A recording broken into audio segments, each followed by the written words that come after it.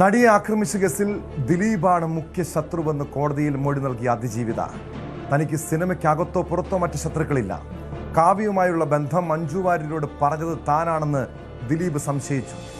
മഞ്ജുവിനോട് ഇക്കാര്യം മാറ്റി പറഞ്ഞില്ലെങ്കിൽ സിനിമയിൽ നിന്ന് പുറത്താക്കുമെന്ന് ദിലീപ് ഭീഷണിപ്പെടുത്തിയിരുന്നതായും മൊഴിയിലുണ്ട്. കോടതി ഉത്തരവിലാണ് ഇക്കാര്യങ്ങളുള്ളത്. നടിയെ ആക്രമിച്ച കേസിലെ വിവാദമായ ഒന്നായിരുന്നു വ്യാജ വാട്സാപ്പ് ഗ്രൂപ്പ്. തനിക്കെതിരെയാണ് ഗൂഢാലോചന നടക്കുന്നതെന്ന് തെളിയിക്കാൻ ദിലീപ് തന്നെയായിരുന്നു ദിലീപിനെ പൂട്ടണമെന്ന ഗ്രൂപ്പ് ഉണ്ടാക്കിയതെന്നായിരുന്നു പ്രോസിക്യൂഷന്റെ വാദം. ഗ്രൂപ്പിന്റെ വിശദാംശങ്ങൾ അന്വേഷണ സംഘത്തിന് പങ്കുവച്ച ഷോൺ ജോർജ് ഉൾപ്പെടെയുള്ളവരെ വിസ്തരിച്ചില്ലെന്നും കോടതിയുടെ ഉത്തരവിലുണ്ട്. വിവരങ്ങളുമായി ആജ്ഞ രവീന്ദ്രനും രഞ്ജിത്ത് രാമചന്ദ്രനും ചേരുന്നു. ആദ്യം ആജ്ഞയിലേക്കാണ്. ആജ്ഞ, ഈ കേസിൽ, ഈ നടിയാക്രമണ കേസിൽ അതിജീവിതയുടെ മൊഴി, അതായത് തനിക്കുള്ള ശത്രു ദിലീപാണ്, മറ്റു ശത്രുക്കൾ സിനിമയിലും പുറത്തുമില്ല, അതുകൊണ്ട് തന്നെയാണ് ഈ നടിയാക്രമണത്തിന് പിന്നാലെ ദിലീപിനെ സംശയിക്കാനുള്ള കാരണം. പക്ഷേ ഈ സമാനമായ രീതിയിൽ തന്നെയായിരുന്നു മഞ്ജു വാര്യരുടെ മൊഴിയും അതോടൊപ്പം അതിജീവിതയുടെ മൊഴിയും കോടതി വിശ്വാസത്തിലെടുത്തിട്ടില്ല. അതുകൊണ്ട് തന്നെയാണ് കേസിൽ ദിലീപിനെ കുറ്റമുക്തനാക്കാനുള്ള കാരണവും. എന്താണ് അതിജീവിത വിചാരണയ്ക്കിടെ കോടതിയിൽ വ്യക്തമാക്കിയത്?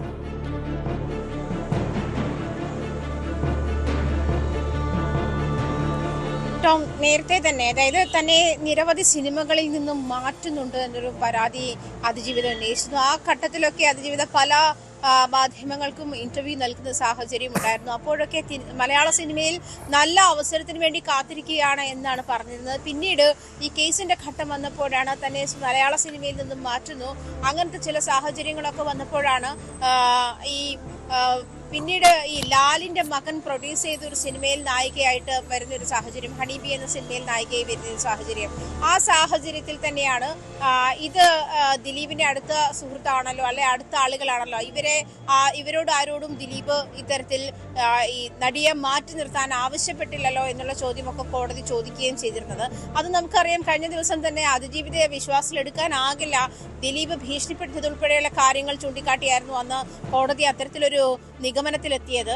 അതായത് അതിജീവിത വ്യക്തമാക്കുന്നത് ദിലീപിന് തന്നോട് ശത്രുത ഉണ്ടായത് ഇത്തരത്തിൽ കാവ്യമാധവനും ദിലീപും കൂടിയുള്ള ബന്ധം മഞ്ജു വാര്യരെ അറിയിച്ചതാണ് തന്നോടുള്ള ശത്രുതയ്ക്ക് കാരണമെന്നാണ് നടി പറഞ്ഞു വെക്കുന്നത്. ആ സാഹചര്യം ഉൾക്കൊള്ളാനുള്ള തെളിവുകൾ, അല്ലെങ്കിൽ അത് തെളിയിക്കാനുള്ള സാഹചര്യങ്ങൾ കോടതിയിൽ നിരത്താൻ പ്രോസിക്യൂഷന് കഴിഞ്ഞില്ല എന്ന് തന്നെയായിരുന്നു നേരത്തെ ഇതുമായി ബന്ധപ്പെട്ട കോടതി വിധിന്യായത്തിൽ അങ്ങനെയാണ് വ്യക്തമാക്കുന്നത്. അതുകൊണ്ട് തന്നെയാണ് അതിജീവിതയെ വിശ്വാസത്തിലെടുക്കാൻ കഴിയുന്നില്ല, അല്ലെങ്കിൽ ദിലീപ് ഭീഷണിപ്പെടുത്തി എന്നുള്ള സാഹചര്യം വ്യക്തമാക്കാനായിട്ടില്ല, അതിന് തെളിവുകളും സാക്ഷികളും ഇല്ല എന്ന് കോടതി പറയുന്ന ഒരു സാഹചര്യം ഉണ്ടായത്. പ്രത്യേകിച്ചും ഈ നടിയെ പല സിനിമകളിൽ നിന്നും മാറ്റുന്നു, അതിന് ദിലീപ് ശ്രമിക്കുന്നു, അല്ലെങ്കിൽ ദിലീപ് പലരോടും അത്തരത്തിൽ നടിക്ക് സിനിമകളിൽ അവസരം നൽകരുത് എന്നുള്ള കാര്യം ആവശ്യപ്പെടുന്നു എന്നുള്ളതായിരുന്നു പ്രധാനമായിട്ടും പരാതിയിലുണ്ടായിരുന്നത്, അല്ലെങ്കിൽ അതൊരു ആരോപണത്തിലുണ്ടായിരുന്നത്. ആ ആരോപണങ്ങൾ ശരിയല്ല എന്ന തരത്തിലാണ്. അതായത് അതിജീവിത ആ കാലഘട്ടത്തിൽ, അതായത് ഈ ആക്രമിക്കപ്പെടുന്നതിന് തൊട്ടു മുൻപുള്ള കാലഘട്ടത്തിലൊക്കെ നൽകിയിരിക്കുന്ന ഇന്റർവ്യൂകളിലൊക്കെ ഇതുപറ്റി പറയുന്നത് മലയാള സിനിമയിൽ നല്ല അവസരത്തിന് വേണ്ടി കാത്തിരിക്കുകയാണ് എന്നുള്ളതായിരുന്നു പ്രധാനമായിട്ടും അതിന്റെ കോർ കണ്ടന്റ് എന്ന് പറയുന്നത്. അത് പറയുന്ന സാഹചര്യത്തിൽ ഒരു ഘട്ടത്തിൽ പോലും നടി ഇത്തരം കാര്യങ്ങൾ വെളിപ്പെടുത്തിയിരുന്നില്ല. ദിലീപ് തന്റെ ശത്രുവാണ്, അതല്ല ദിലീപിന് തന്നോട് ശത്രുതയുണ്ടെന്നോ, അല്ലെങ്കിൽ ദിലീപ് തന്നെ സിനിമകളിൽ നിന്ന് മാറ്റാനുള്ള നീക്കങ്ങൾ നടത്തുന്നുണ്ടോ എന്നുള്ള കാര്യങ്ങളൊന്നും പറഞ്ഞിട്ടുണ്ടായിരുന്നില്ല എന്നാണ് കോടതിയുടെ കണ്ടെത്തൽ. അതുമാത്രമല്ല, ഇത് സ്ഥിരീകരിക്കാൻ, ദിലീപ് ഭീഷണിപ്പെടുത്തി എന്നുള്ള കാര്യം സ്ഥിരീകരിക്കാൻ നടി പ്രോസിക്യൂഷന് കഴിഞ്ഞിട്ടില്ല.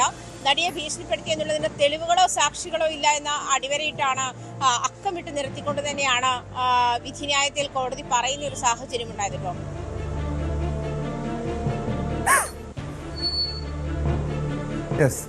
വ്യക്തമാണ്. ആജ്ഞ രവീന്ദ്രനാണ് വിവരങ്ങൾ നൽകിയത്.